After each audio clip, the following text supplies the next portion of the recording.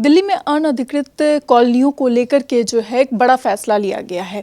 पिछले दिनों दिल्ली सरकार की मीटिंग के दौरान एक प्रस्ताव पारित किया गया जिसमें रेखा गुप्ता ने कहा है, सीएम रेखा गुप्ता का साफ तौर पे कहना है कि 1511 अनधिकृत जो कॉलोनियां हैं उन अनधिकृत कॉलोनियों को नियमित बनाया जाए। इस सिलसिले में इस वक्त हमारे साथ खास बातचीत के लिए एमसीडी स्टैंडिंग कमेटी की चेयरपर्सन सत्या जी मौजूद है, उनसे बातचीत करेंगे। मैम, कैसे देखती हैं इस फैसले को? देखिए, पहले तो मैं माननीय मुख्यमंत्री रेखा गुप्ता जी का आभार व्यक्त करती हूँ कि लाखों लोगों को इसका फ़ायदा होने वाला है। 2019 में अनऑथराइज कॉलोनीज के लिए जो एक योजना लाई गई थी, पीएम उदय योजना। हम सब जानते हैं कि पीएम उदय योजना के अंतर्गत ओनरशिप, ट्रांसफ़र, मॉर्गेज के अधिकार रेजिडेंट्स को दिए गए थे और उस सारी योजना के तहत अब तक लगभग 40,000 कन्वेंस डीड और ऑथराइजेशन स्लिप जारी हुए, पर बहुत सारी टेक्निकल प्रॉब्लम्स उसमें आ रही थी जिसके कारण से ये सारा काम स्पीड में नहीं चल पा रहा था। टेक्निकल प्रॉब्लम में के चलते लेआउट प्लान को स्वीकृति नहीं मिल पा रही थी, जिससे भवन स्वीकृति और रेगुलराइजेशन संभव नहीं हो पा रही थी।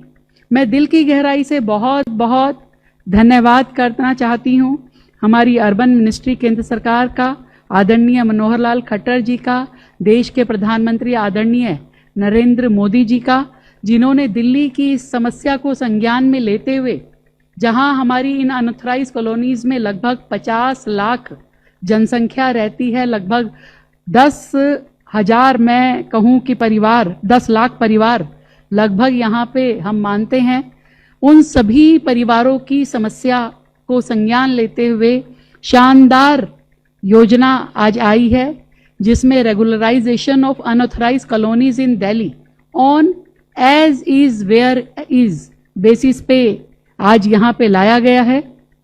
और दूसरी योजना जिसमें ट्रांजिट ओरिएंटेड डेवलपमेंट टीओडी नीति के माध्यम से सस्ती आवास व्यवस्था को बढ़ावा, ये दो योजनाएं जो आज केंद्र सरकार की ओर से दिल्ली में लागू की गई है, दिल की गहराई से बहुत बहुत धन्यवाद करते हुए आदरणीय प्रधानमंत्री जी और आदरणीय खट्टर साहब को मैं धन्यवाद देती हूं दिल्ली की जनता की ओर से कि आपने आज एक असंभव सा दिखने वाला काम दिल्ली के लिए किया है। कुछ फर्क जो पहले से अब में है उसका मोटा खाका मैं बताती हूं, उसके बाद माननीय मंत्री जी उसको पूरा डिटेल में बताएंगे। मैंने बताया कि लगभग 50 लाख बेनिफिशरीज इसमें पूरी योजना में लाभान्वित होंगे। जो अभी तक कन्वेंस डीड बनी थी 40,000, अब उसको आगे बढ़ाया जाएगा। सारी तकनीकी समस्याओं को दूर किया जाएगा। पहले होता था कि 250 स्क्वायर मीटर के भूखंड पे जो अप्रूवल था वो डीडीए के डिप्टी डायरेक्टर देते थे और इस भूखंड का अप्रूवल जो है डायरेक्टर स्तर के अधिकारी करते थे। अब ये सीधा सीधा दिल्ली सरकार के राजस्व विभाग के एडीएम के पास आ गई है जिम्मेदारी, जो कि सभी भूखंडों के सिंगल नोडल अप्रूवल अधिकारी होंगे।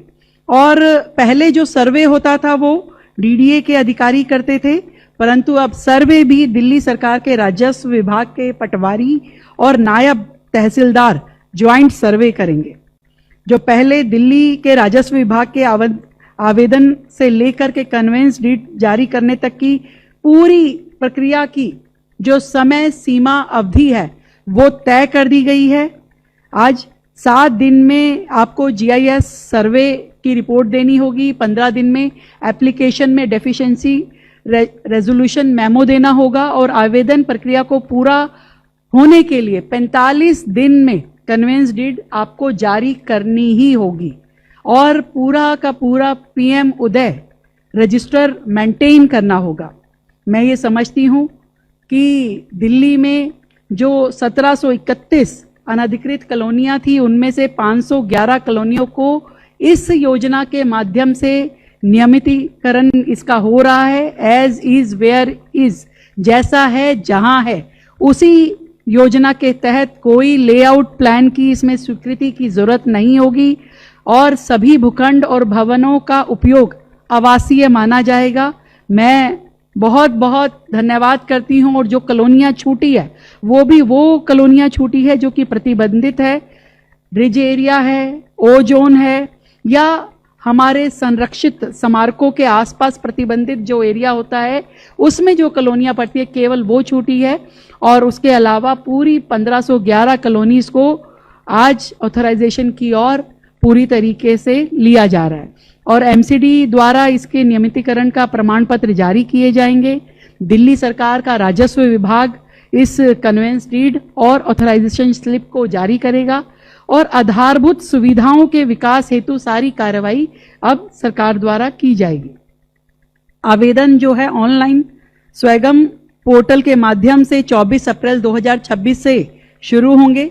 मैं दिल्ली की जनता की ओर से बहुत बहुत बधाई देते हुए दूसरी योजना जो हमारी ट्रांजिट ओरिएंटेड डेवलपमेंट टीओडी की नीति है वो भी एक शानदार योजना है जो दिल्ली में एक सस्ती आवास व्यवस्था को बढ़ावा देगी और सार्वजनिक परिवहन जैसे हमारे मेट्रो है, आरआरटीएस है, इसके आसपास जितने भी हाई डेंसिटी और मिक्स्ड यूज डेवलपमेंट है उसको बढ़ावा मिलेगा और भूमि का ऑप्टिमल यूटिलाइजेशन होगा, बेहतर कनेक्टिविटी होगी और शहरी जीवन की गुणवत्ता में सुधार आएगा। जैसा कि आप जानते हैं दिल्ली में अनधिकृत कॉलोनियाँ बहुत सारी हैं और वो बेसिक सुविधाओं से भी बहुत दूर है।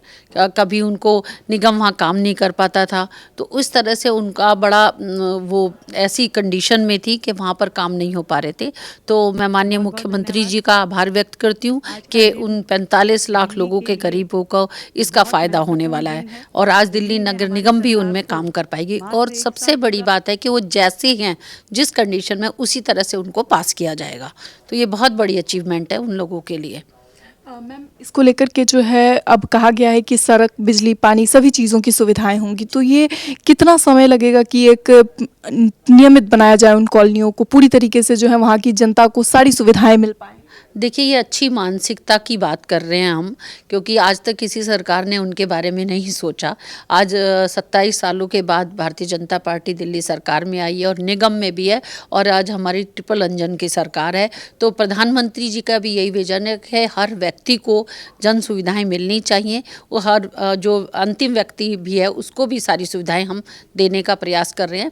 उसी कड़ी में ये आज इन कॉलोनियों को जो 1511 कॉलोनी है उनको नियमित किया जाएगा और उनमें बेसिक सुविधाएं जैसे वहाँ स्कूल है, स्कूल बिल्डिंग है, पार्क है, अपना जो हॉस्पिटल्स है और या वहाँ पर जो रोड्स कच्चे पड़े हैं जहाँ पर निकासी, पानी की निकासी की सुविधा नहीं, उन सबको तुरंत और जल्दी ही इस पे एक्शन मोड पे जो हमारी सरकार है वो काम कर रही है। मैम इसके साथ ही जिस तरीके से अभी कर्मचारियों की भर्ती को लेकर के एमसीडी में काम चल रहा है उस सिलसिले में कांग्रेस के नेता देवेंद्र यादव ने आरोप लगाया है कि जातीय भेदभाव हो रही है भर्ती में, कैसे देख? नहीं देखिए, विपक्ष का जो काम है वो अपना काम करे और आज हमें जब ये मौका मिला है तो हम उन कर्मचारियों के हितों की भी बात करेंगे जो एमसीडी में काम कर रहे हैं या दिल्ली सरकार में काम कर रहे हैं और उन्हें हमें बेसिक सुविधाएं देनी चाहिए। और यदि हमारे पास, क्योंकि इतने वर्षों से निगम में कर्मचारियों की भर्ती नहीं हुई है, अब इतनी सारी सरकारें चली गई हैं, वो करीब 15 साल से कोई भी निगम में भर्ती नहीं हुआ और आप देखेंगे कि उतने समय में कितने डेथ हो गई है, बहुत सारे कर्मचारी रिटायर हो गए। तो अब कर्मचारियों का अभाव तो यहाँ निश्चित है और दिल्ली की पॉपुलेशन निरंतर लगातार बढ़ती जा रही है। ये सब देखते हुए हमें कर्मचारियों की बेहद आवश्यकता है ताकि हम दिल्ली को साफ और स्वच्छ चला सके, बना सके। तो इन सब में ये विपक्ष का जो आरोप है वो बिल्कुल निराधार है। आज दिल्ली की पॉपुलेशन 3 करोड़ के आसपास पहुंच चुकी है, तो उसको देखते हुए हमें वहाँ पर कर्मचारियों की बेहद आवश्यकता है।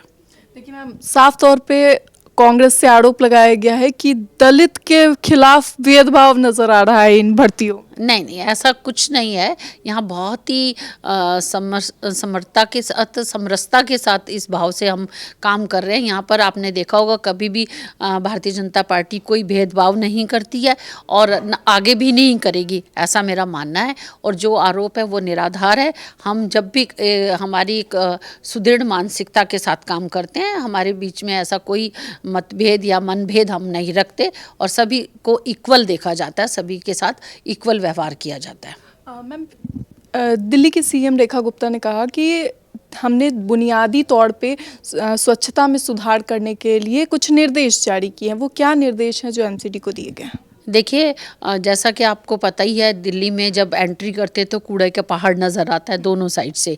तो अभी हमारा एक टारगेट है भलसवा को हम दिसंबर 26 तक उसे ज़ीरो करने का, और वहाँ पर एक सुंदर ISBT की तरफ से एक बहुत बड़ा वहाँ पर जो अपना उसका बसों के लिए एक टर्मिनल बनाएंगे, जिसमें सारी बसें इलेक्ट्रिकल होंगी। और दूसरी तरफ हम गाज़ीपुर में भी उसके पहाड़ को भी कम करने में लगातार प्रयासरत हैं। और दिल्ली में जो ओखला है उसको भी वो भी टारगेट किया हुआ है, उस पर भी हमें उसे जीरो करने के लिए 2027 तक प्रयासरत है। जैसा कि आपने देखा कि आज बहुत सारी गाड़ियां अभी हमने निगम में खरीदी हैं जो दिल्ली की साफ़ सफाई के लिए मतलब तैनात की जाएंगी। रात में किस तरह से क्लीनिंग होती है बड़ी रोड्स की, उसको भी ध्यान रखा जा रहा है। और टाइमली जो हमारे नाले हैं उनकी भी बरसात से पहले सफाई हो जाए, ये भी हमारी स्कीम में है। वो भी हम उस पर जल्द काम कर रहे हैं और उनको टेंडर प्रक्रिया में डाला हुआ है। बहुत बहुत शुक्रिया। Thank you so much. तो साफ तौर पे आपने सुना, अब जो है एमसीडी अपने पूरे एक्शन मोड में है और मॉनसून से पहले जो है साफ़ सफाई से लेकर के जिस तरीके से सारी चीज़ें जो दिक्कतें लोगों को आती है आम जनता को, उस सब पर एक्शन मोड में है, काम में लगी हुई है। लगातार दिल्ली सरकार से भी निर्देश दिए जा रहे हैं और उन सबको लेकर के हमने खास बातचीत की। फिलहाल इस खबर में इतना ही। ऐसी तमाम खबरों के लिए देखते रहें सरल न्यूज़।